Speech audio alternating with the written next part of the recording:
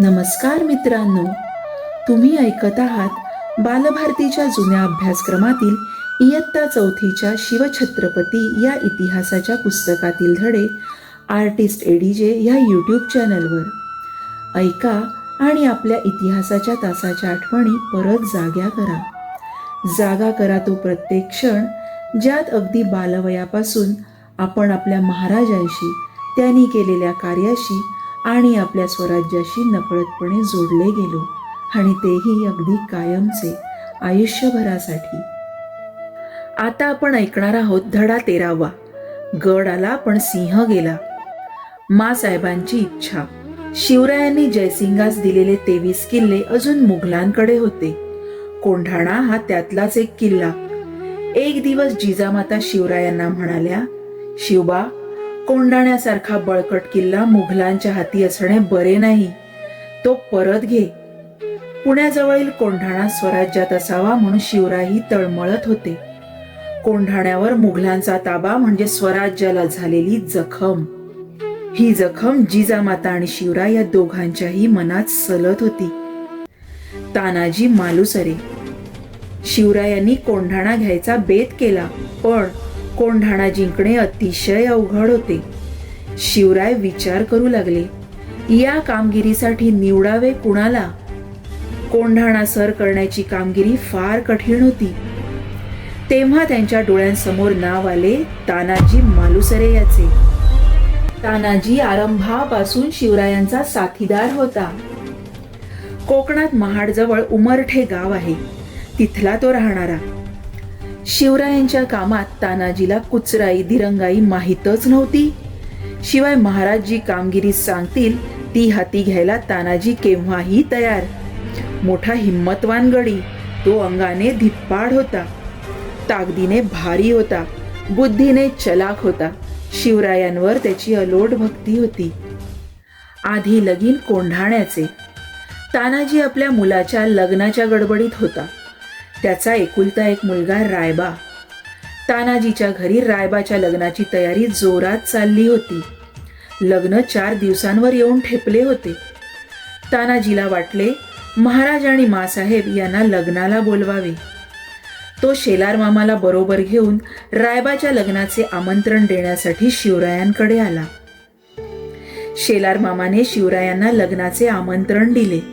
शिवराय म्हणाले, शेलार मामा, तुम्ही रायबाचे लग्न उरकून घ्या. आम्ही स्वतः काही लग्नाला येऊ शकणार नाही, कारण आम्ही जातीने कोंढाण्याच्या कामगिरीवर जाणार आहोत. शिवरायांचे हे शब्द ऐकताच तानाजी म्हणाला, महाराज, तानाजी जिवंत असताना असल्या जीवावरच्या कामगिरीवर आपण जाणार? मग आम्ही कशाला? ते काही नाही. आधी लग्न कोंढाण्याचे, मग रायबाचे. कोंढाण्याच्या कामगिरीवर मीच जाणार.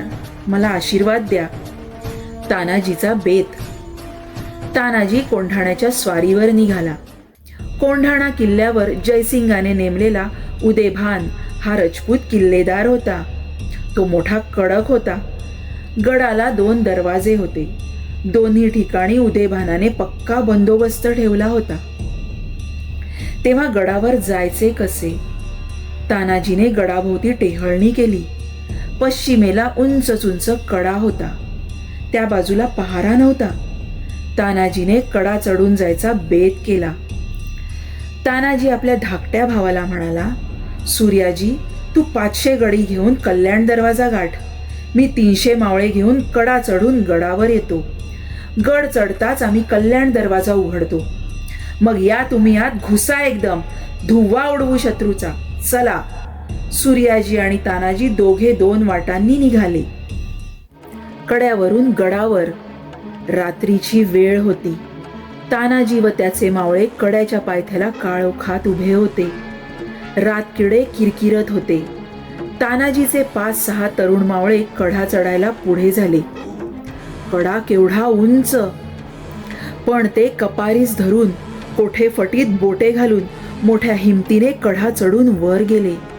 वर जाताच त्यांनी दोराचे टोक एका झाडाला घट्ट बांधले. मग काय, तानाजी आणि त्याचे मावळे दोरावरून भराभर वानरासारखे कढा चढून वर गेले. तानाजीचा पराक्रम. इकडे सूर्याजीने आपल्या मावळ्यांसह कल्याण दरवाजा गाठला व तो उघडण्याची ते वाट पाहत राहिले. लढाईला सुरुवात झाली. उदयभानला खबर लागली. नगारा वाजला. उदयभानाचे सैन्य मावळ्यांवर चाल करून आले. हातघाईची लढाई सुरू झाली. तलवारीला तलवारी भिडल्या. सपासप वार होऊ लागले. ढाली खणाणू लागल्या. मशालींचा नाच सुरू झाला. मावळ्यांनी कल्याण दरवाजा उघडला. तानाजी सिंहासारखा लढत होता. उदयभानाने त्याच्यावर झेप घेतली. दोघांची झुंज सुरू झाली. दोघेही शूरवीर, कोणीही हटेना. इतक्यात तानाजीची ढाल तुटली.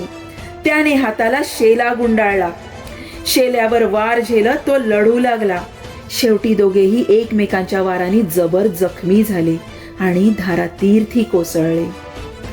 गड आला पण सिंह गेला.